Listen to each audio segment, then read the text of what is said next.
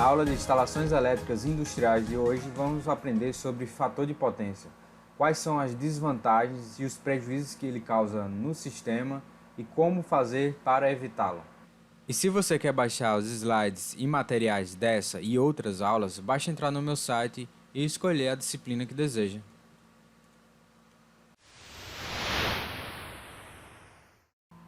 Para falar sobre fator de potência, antes a gente precisa entender o que é energia reativa. E uma comparação que comumente é feita pelos profissionais da elétrica é a comparação com um chopp de cerveja.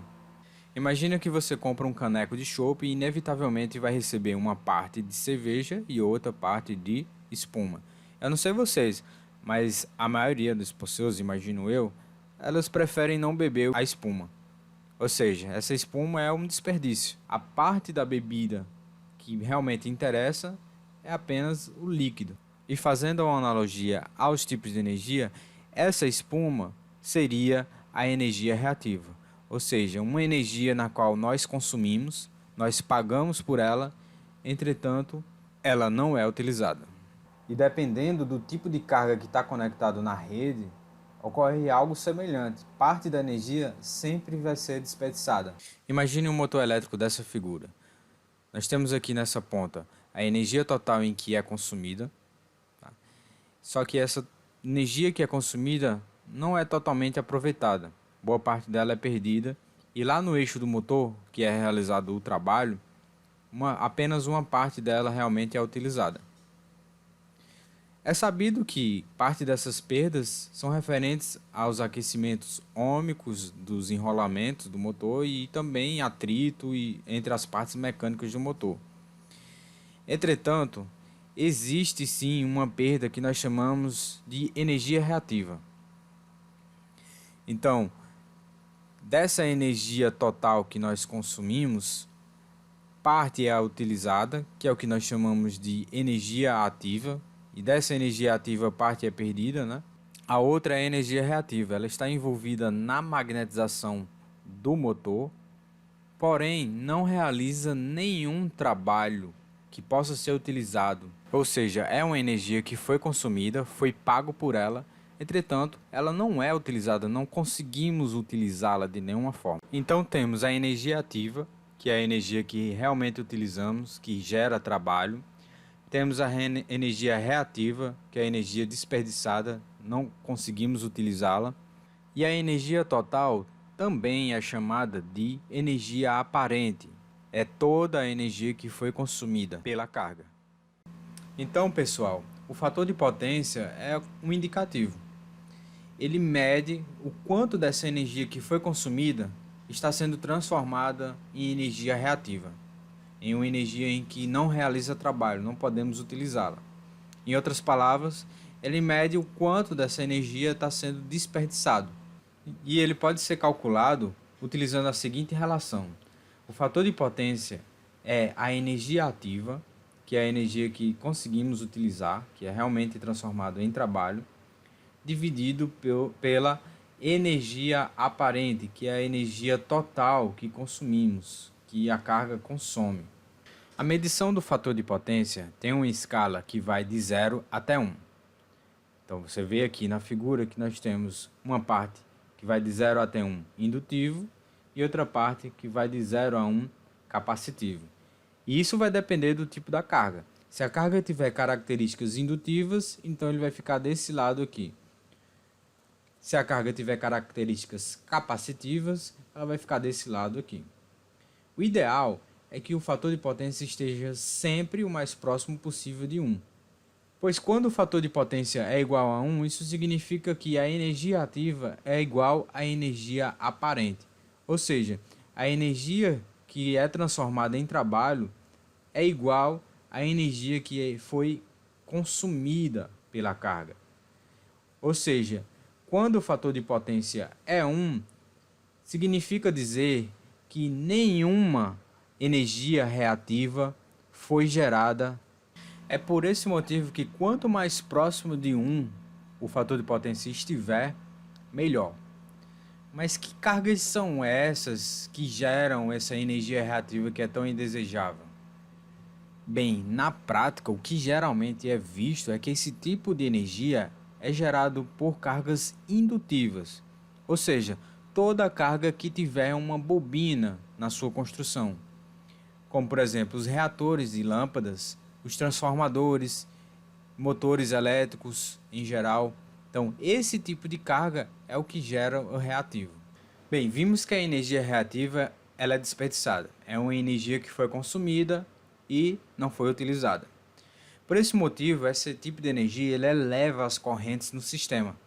Então, se muitos consumidores mantiverem um fator de potência ruim, vai ocorrer uma sobrecarga na rede elétrica. E é por esse motivo que as concessionárias de energia elétrica obrigam os grandes consumidores, como as indústrias, grandes centros comerciais, a manter esse fator de potência acima de 0,92.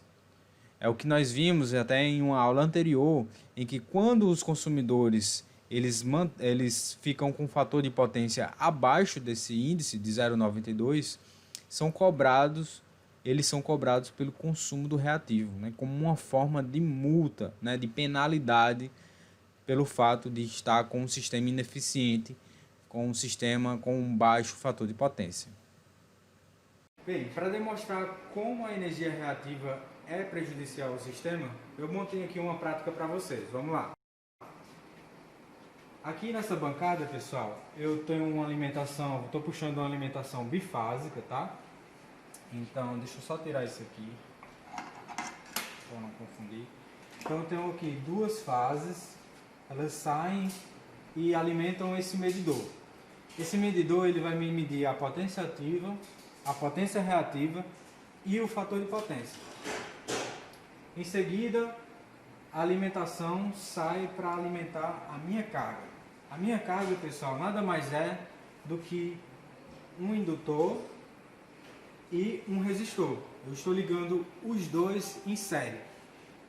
Então você pode perceber aqui que eu tenho 3 indutores, né, nessa caixa aqui.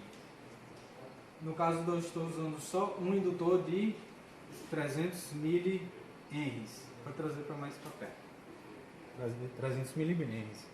Então veja aqui, ó, vem uma fase, passa por esse resistor de 100 ohms, sai, entra no meu indutor de 300 mH, sai, entra aqui no meu amperímetro, só para a gente ter uma noção da corrente elétrica, e ele sai e retorna aqui para a minha fonte, né?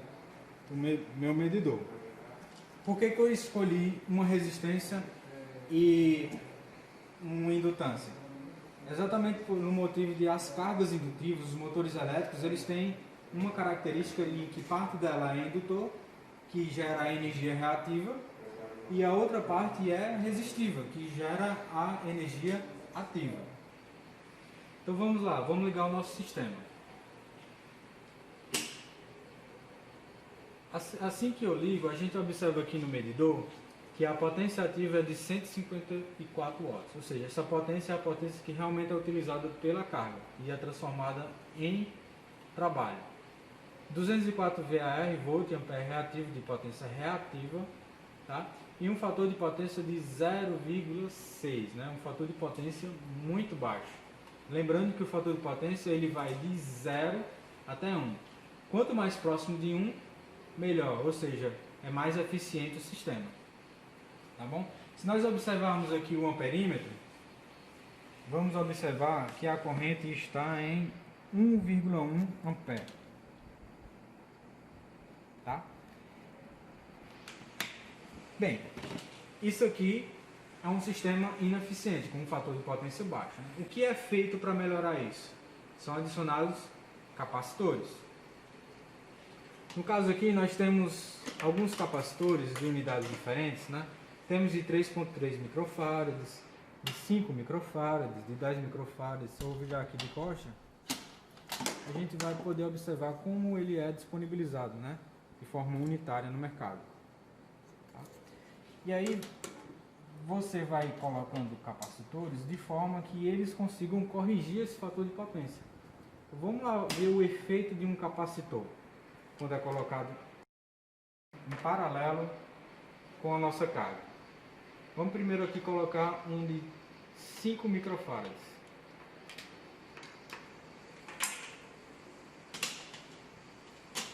Esse capacitor, pessoal, a gente vai colocar ele em paralelo com a carga. Então veja aqui, a minha carga é a resistência em série com o indutor. Então eu tenho aqui por onde ele inicia a alimentação, passa por aqui e alimenta o indutor e volta aqui para fechar o circuito. Então o capacitor ele vai ligar em paralelo. Então ele entra aqui no início da carga e a outra ponta do capacitor entra aqui no final da carga.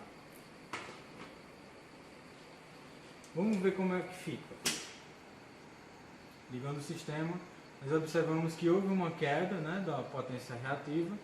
E mais importante aqui, ó, o fator de potência ele subiu para, antes estava em 0,6, agora está 0,79, quase 0,8. O L aqui indica que é o fator de potência indutivo.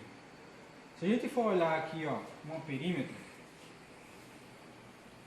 observamos também que houve uma redução da corrente, que antes estava em 1,1, foi para 0,8. Aumentou um pouquinho agora, 0,9, 0,8. Bem, o que é que a gente observou? Que o fator de potência ele aumentou ao ser inserido o capacitor. Isso proporcionou o quê? Uma economia de energia, né? Reduzimos a corrente elétrica que o sistema está consumindo. Vamos aumentar então o nosso capacitor. Vamos botar agora um de 10 microfarads. Vou tirar aqui o de 5 e vou colocar um de 10. Ligando o nosso sistema, vamos observar que a potência reativa foi para 32, bem menor, e o fator de potência chegou quase em 1, né? 0,978, ainda está indutivo, beleza. E vamos olhar aqui o amperímetro, quanto é que ele está consumindo de corrente.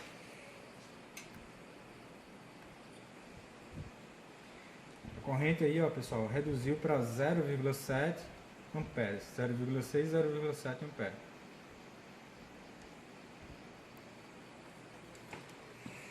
Aí você me pergunta, pô, professor, então quer dizer que quanto maior o capacitor que eu colocar no sistema, melhor o sistema vai ficar, mais eficiente ele vai ficar? Só que você tem que, é verdade, quanto maior o capacitor, melhor ele vai ficando. Só que você tem que lembrar o seguinte, que o limite é o fator de potência de 1 unidade.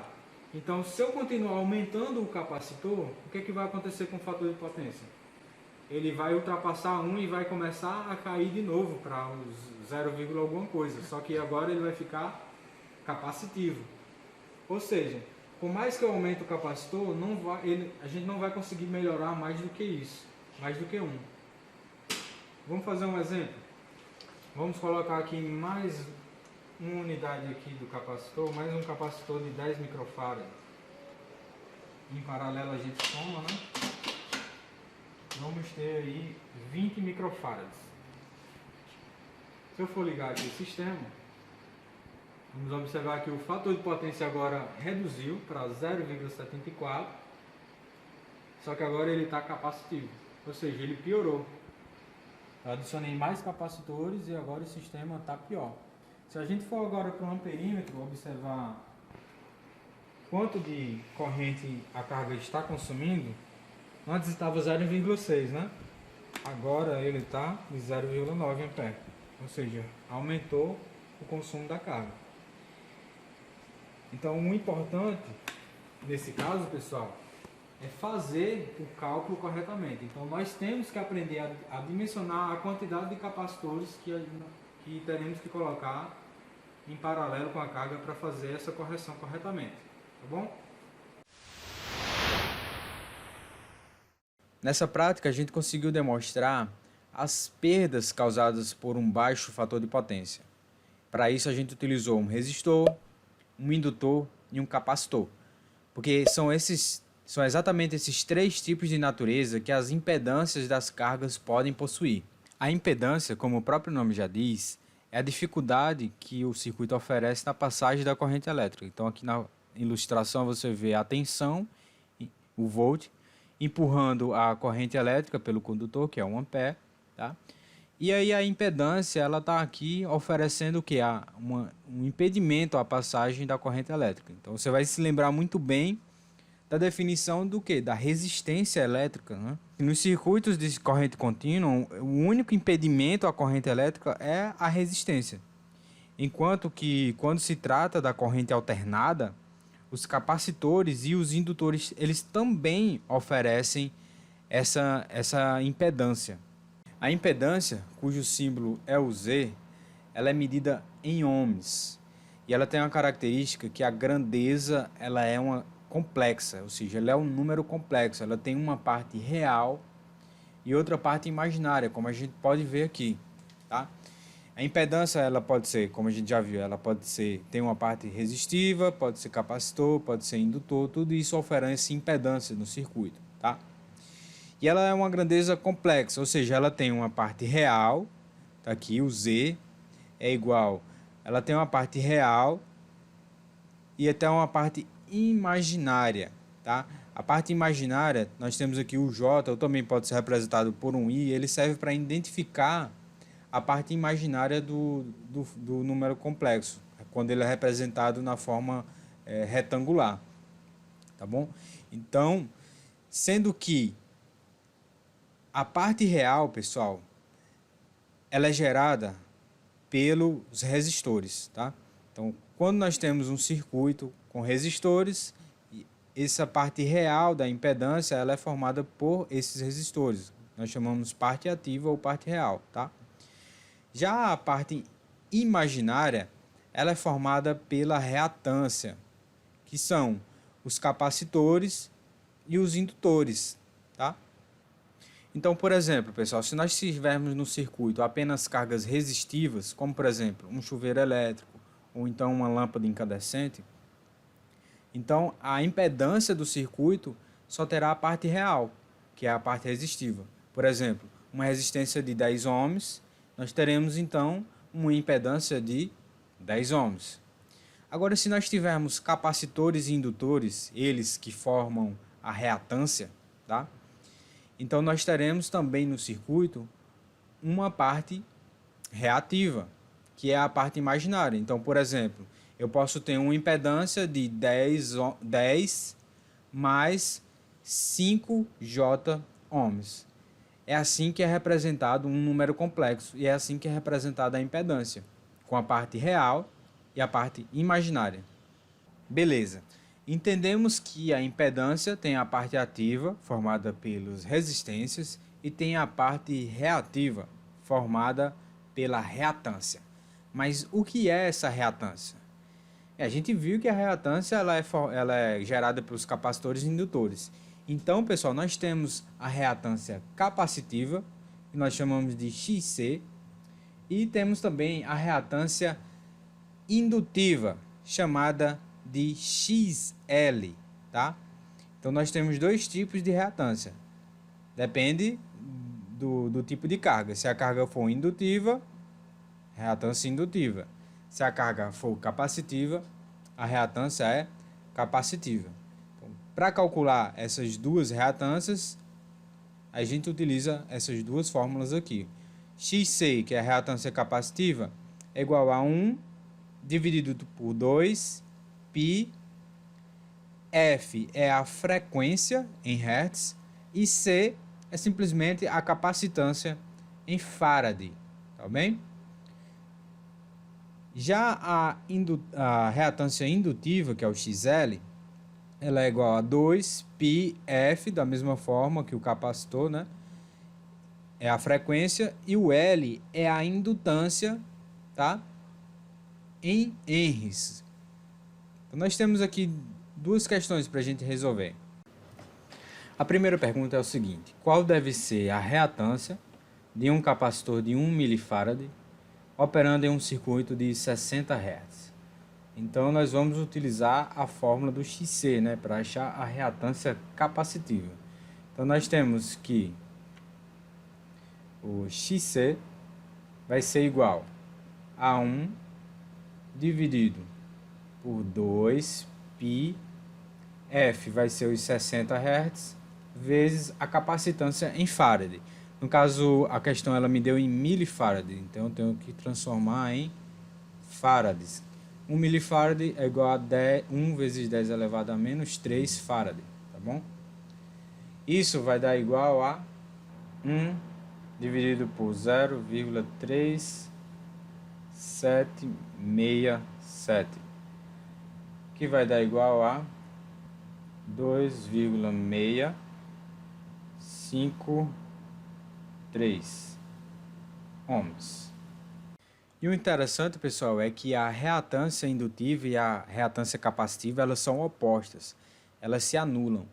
Então, por exemplo, se eu tiver no mesmo circuito capacitores e indutores, a reatância de um vai anular o outro, como a gente pode ver aqui nessa equação. Porque a reatância total do circuito, ela é igual à reatância indutiva menos a reatância capacitiva. Então, o que a gente pode imaginar?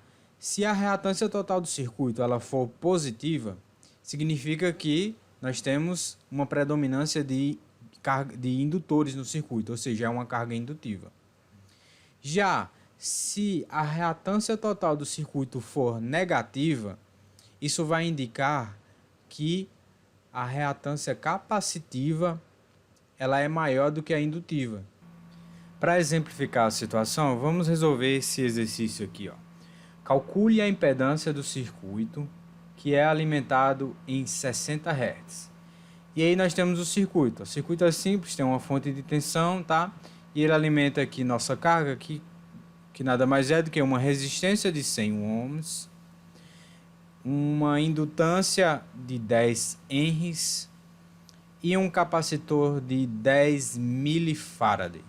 E nós temos que calcular a impedância do circuito. Bem, a gente sabe que a impedância, como está descrito aqui, ela é dada por R, que é a resistência, mais XJ, onde XJ é a reatância total do circuito, né? Bem, sabemos quem é o R, né? O R aqui é o 100 ohms. Já o XJ é o que nós queremos encontrar. Tá? O XJ, pessoal, então ele tem uma parte indutiva, que é o XL, e tem uma parte capacitiva.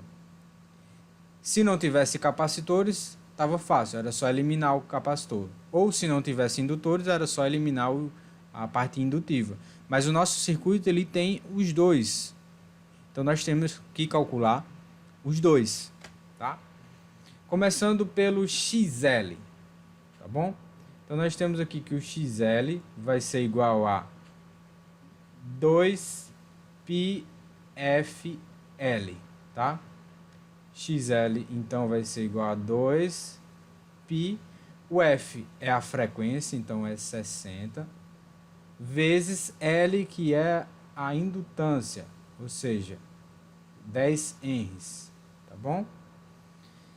Isso aqui vai ser igual a XL, então é igual a 3.769,9 ohms, tá bom? Então, essa é a reatância indutiva.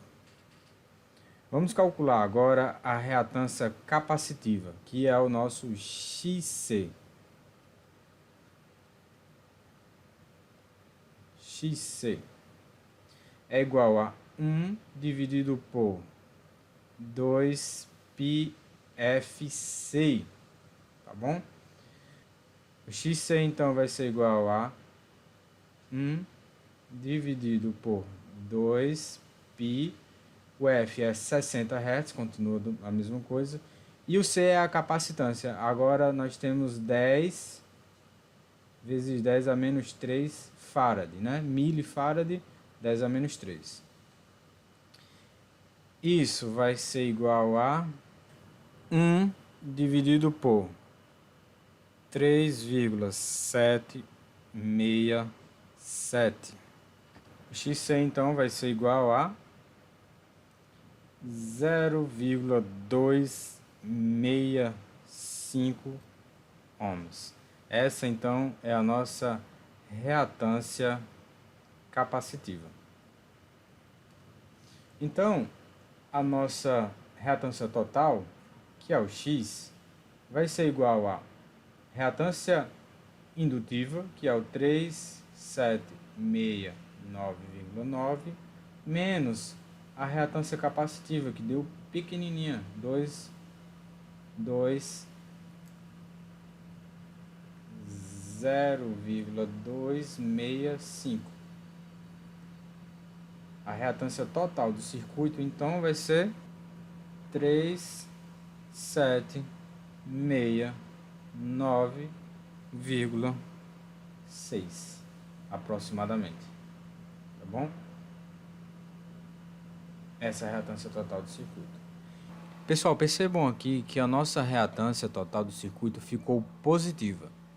Isso aconteceu porque a reatância capacitiva é muito pequena. Se a reatância capacitiva fosse maior do que a indutiva, nós teríamos aí no cálculo total um resultado final com um sinal negativo. Voltando ao cálculo, o que a questão está perguntando é exatamente quem é a impedância do circuito. Nossa impedância, que é o Z, ela então é igual a R mais o XJ. Tá? Bem, o R a própria questão já nos deu, que é o 100. Mais o X que a gente acabou de achar, que é 3,769,6 J. Tudo isso aqui é medido em ohms. Então, essa é a nossa impedância. Pessoal, então a primeira parte dessa videoaula vai ficando por aqui. No próximo vídeo nós vamos entender sobre as potências em circuitos alternados. Vamos aprender a calcular o fator de potência e também dimensionar os capacitores para fazer a correção desse fator de potência.